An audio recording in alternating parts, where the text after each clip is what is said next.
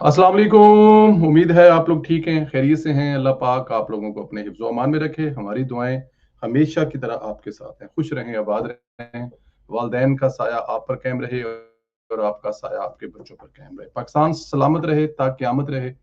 पाकिस्तान जिंदाबाद, हमेशा जिंदाबाद। हमारा चैनल जरूर सब्सक्राइब किया करें, बेल आइकन को प्रेस करें और ज्यादा से ज्यादा व्हाट्सएप ग्रुपों में इसका लिंक शेयर करें और अपनी राय का इजहार करें। लिखने के लिए कुछ भी ना हो तो पाकिस्तान हमेशा जिंदाबाद जरूर लिखें। बड़ी खबर यह है कि ये जो पिछले 10 दिन से इसराइल और ईरान के दरमियान में एक लड़ाई शुरू हुई है, उसमें एक जो होना चाहिए था, जिस पे मेरी और आपकी नजर है और मैं और आप इंतजार कर रहे हैं कि अल्लाह करे उसमें कोई बेहतरी आए या उसमें कोई बैठे, क्योंकि हर जैसे कहते हैं ना कि दुनिया की हर जंग जो है वो किसी ना किसी टेबल पे आके खत्म होनी आती है। तो टेबल पर बैठने का मतलब ये होता है कि चीजें कुछ बेहतरी की तरफ जा रही हैं और उसमें मुझे और आपको भी उम्मीद होती है। जनेवा में मुलाकातें हो रही हैं जी। ईरान के वजीर खारजा अब्बास, जिन्होंने बरतानिया, फ्रांस और जर्मनी, यूरोपियन यूनियन के अहदा जो अहम अहकाम है उनसे उनके मुतल्लक मुलाकात की है और इसराइल ईरान के दरमियान जो जंग इस वक्त जारी है उसके दरमियान में कुछ सफारती रास्ता निकालने के लिए बैठे हैं। अगर ईरान जो है वो जनेवा तक पहुंच गया है या जनेवा में बैठ के उसके साथ बातचीत बातचीत शुरू हुई है, तो इसका मतलब है कि ईरान भी चाहता है।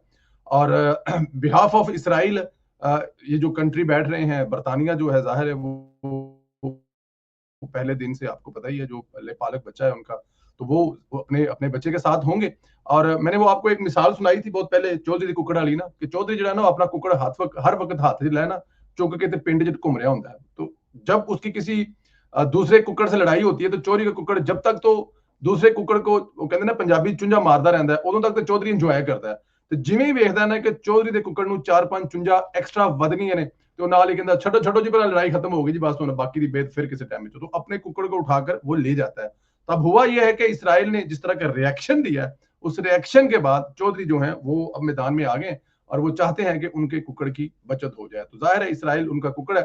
खैर नहीं हो, इसराइल और ईरान के दरमियान में कशीदगी के बावजूद यूरोपीय वज़राए खारजा ने जो इस वक्त अब्बास वजीर खारजा हैं ईरान के, के हमरा मिलकर मुलाकात का आगाज किया और इस नुक्ते पर पहुंचे हैं कि 2 हफ्ते के अंदर अंदर इसका कोई सफारती हल ढूंढा जाए। फ्रांस का मौकफ, मुलाकात का मकसद जोहरी मुज़ाकरात को दोबारा शुरू करना, जबकि अमरीकी हकाम जैसा कि टेलीफोन पर राब्ते में थे इस पर नजर रखे हुए हैं। अच्छा, ये जो यूरोपीय हकाम मिलकर बैठ रहे हैं, तो इनके साथ अमेरिका वाले जो हैं वो टेलीफोन पर हैं या शायद फिर जूम कॉन्फ्रेंस पर होंगे।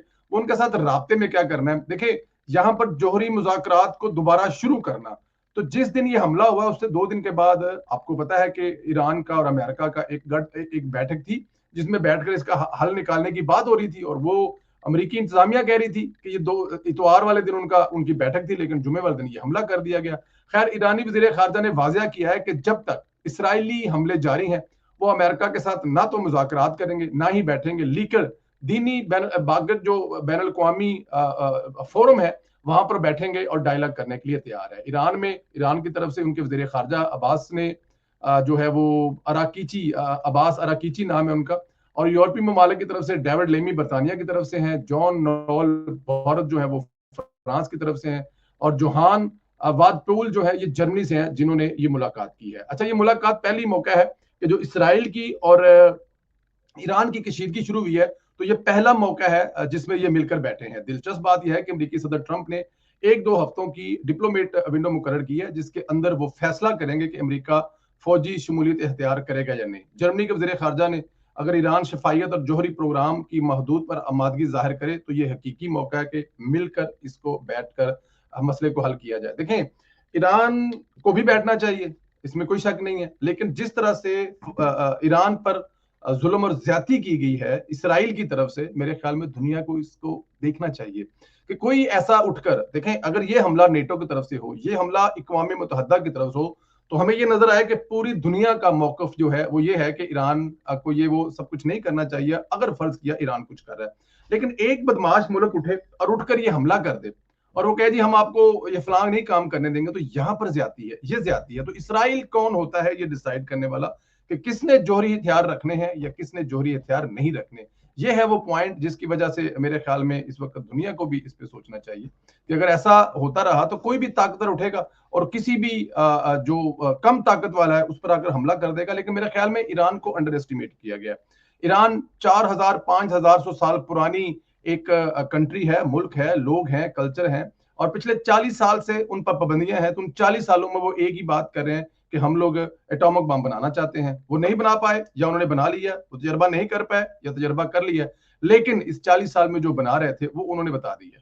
एक तो वो हिम्मत नहीं हारे, हौसला नहीं हारे, उन्होंने टका कर जवाब दिया। और दूसरा वो जो मिसाइल बना रहे थे, जाहिर है मैं अक्सर कहता हूँ व्लॉग्स में कि पाकिस्तान के तलकात अमेरिका के साथ और यूरोपियन यूनियन के साथ इतने बुरे नहीं है कि उनको जंगी जहाज ना दिए जाए। 20 साल से पाकिस्तान को ना यूरोपियन यूनियन ने ना ही अमेरिका ने कुछ जंगी हथियार दिया। अभी मेरी खुरम दस्तगीर और मुसद्दक मलक, शीरी रहमान साहब और हिना रबानी खर साहब से जब मुलाकात ब्रसल में हुई तो उन्होंने ये कहा कि हमसे ये सवाल किया गया कि चाइना के आप लोगों ने इस्तेमाल किए हैं या जो चाइनीज जो हैं, तो मैंने उनसे कहा जी बिल्कुल इस्तेमाल किए हैं और सब कुछ हुआ है। उसकी रीजन है बहुत बड़ी कि आप लोगों ने हमें दिए नहीं, तो हमें किसी और तरफ तो जाना था। तो जो खला यूरोपियन यूनियन ने और अमेरिका ने पैदा किया पाकिस्तान के दरमियान में, वहां पर आके चाइना ने फेल किया।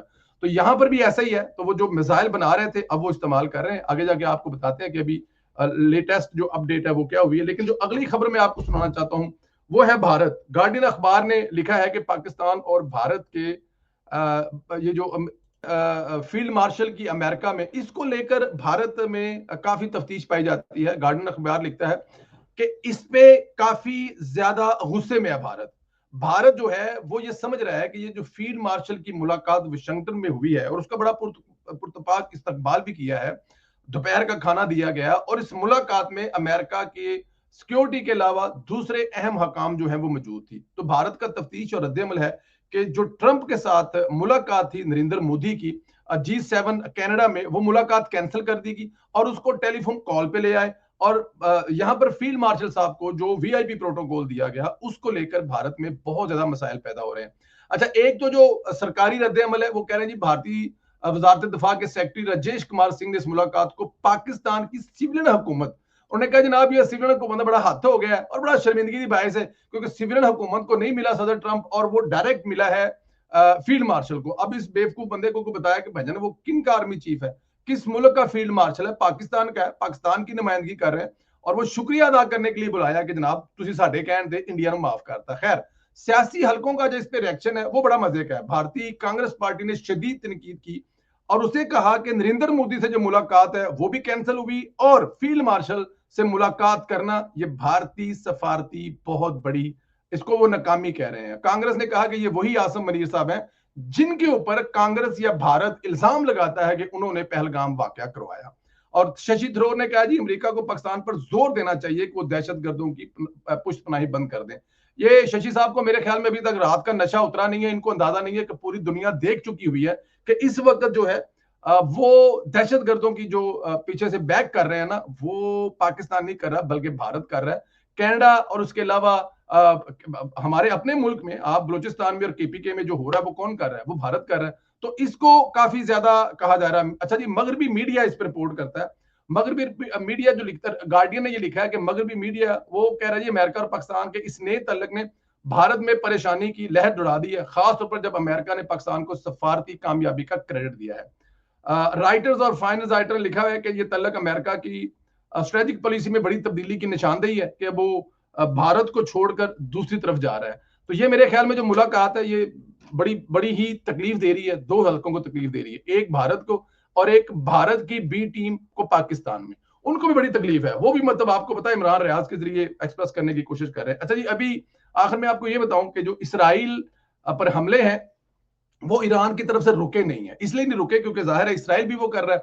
तो अभी दोपहर के वक्त जो उनका हफीफा शहर है, हफीफा है या हीफा शहर जो है, वहां पर एक बहुत जो मेरे ख्याल में रॉकेट लॉन्चर जो है वो आया है।